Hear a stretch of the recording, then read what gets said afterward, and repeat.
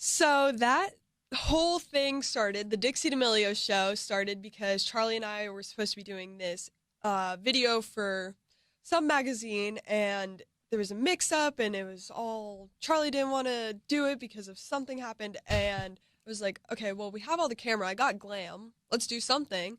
So I just sat down and interviewed my dog just for fun, and then people were like, get real guests on it and do it. And now we're on a big production set, which is crazy. But I think we might be ending season 2 because I want to start doing more vlog type stuff. And then season 3 will come back even bigger and better. No, that's dope. And I think the most important thing is like I said before, like that raw content and to continue with, you know what I'm saying? Like just continuing everything and having that break from season 2 to season 3.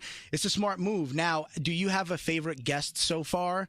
I'm putting you on the spot. And why were they your favorite guest? Because I think some people might not realize that a lot of the fun happens when the camera goes off rather than when everything's in front of it. Noah Beck, I will say, my boyfriend has been my favorite guest. But I have some close second and third. Well, Noah's been in like so many episodes just because he's always on set.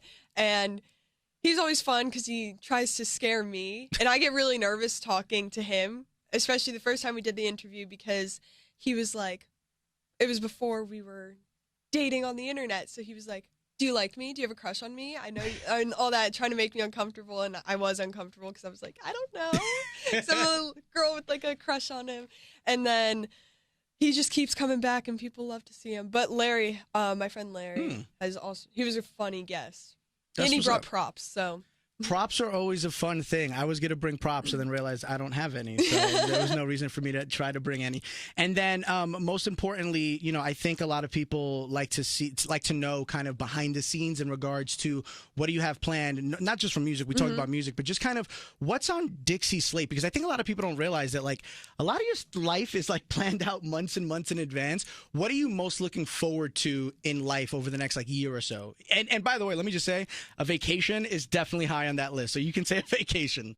Our lives aren't that planned out, honestly. Like, really? I mean, we have dates for like major things, like our Hulu show, which I'm excited for, but we kind of just go like month to month, and I'm like, hey, can we maybe slide this thing in there? I would love to go to Fashion Week, or Fashion Month. I don't know. I would love to do that. Fashion, yes, is dope. I love all that stuff. Definitely traveling.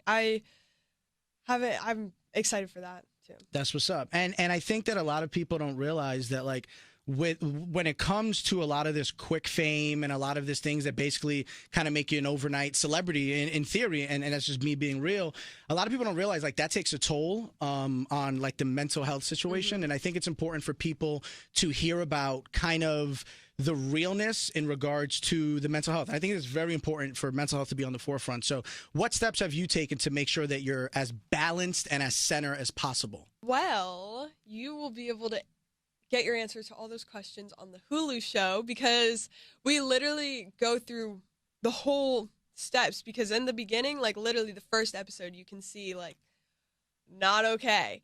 And you get to see all the steps I take and how I'm taking care of myself. And then the end, which is really cool. You get to see like character development in a reality show, or a docuseries, my bad. But I'm excited for people to see that because it's so real. And when can we expect that to be on Hulu, available for streaming and all the fun stuff? Later this year. I don't want to get in trouble. No, you don't have to. You don't have to. Listen, I always say too much. No. Listen, you've said enough, and I love that. I love that. That's the fun tea that we want. We want to know what's on the horizon, what's on deck, so to speak. One thing that I do on my show, I like to do something called the confession session, where I like to ask a series of very real questions that are thought-provoking. So I have a few here. I hope you don't mind me asking you these, all right? What is one opinion you will never change? Like you're a hill to die on. Now, for me, I'll give you mine so you could have a second to think. Pineapple should never be on pizza. That's my hill to die on. Our camera lady just looked at me mad quick.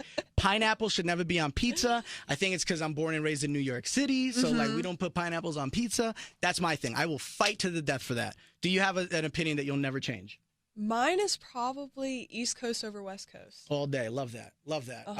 I was talking to your label rep before. We were talking about New York City over LA. You know what I'm saying? I got friends in LA and they could attest to that, but that's another story for another day. What is an everyday item you don't own right now? We were just talking about this. I don't have cable.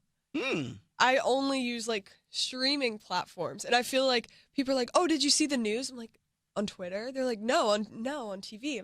I don't have cable. What do you mean? So probably that. I You don't need it. I was gonna say, I think a lot of us get our news from Twitter nowadays, and we don't even read articles. It's so No, bad. It's like, give me the headline, and I'm gonna jump to my own conclusion. It's the worst. No, it's awful, but yeah. What is the silliest thing you believed as a child that you look back at and laugh at yourself? Like, I can't believe I thought Clifford was a real big dog or something like that.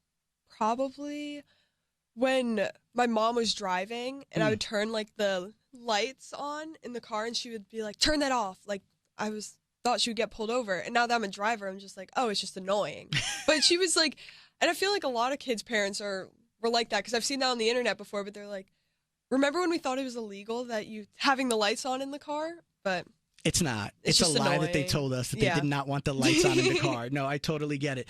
What is the dumbest thing you ever purchased? We had a listener call in and say that she was at a wine night, ended up buying $7,600 worth of antique furniture, but didn't have anywhere to put it, and there was no like returns. So, dumbest thing you could legitimately say, I bought that, and I look back and think, why? Well, I recently discovered Amazon. I didn't know, like, it was, I don't know why I didn't know what it was, really. So I just started going on shopping sprees on Amazon, and I bought a disco ball for, like, my studio in my apartment. As one does. Yeah. And I bought it thinking it would be like a disco ball, and it's this big. It's literally 4 inches.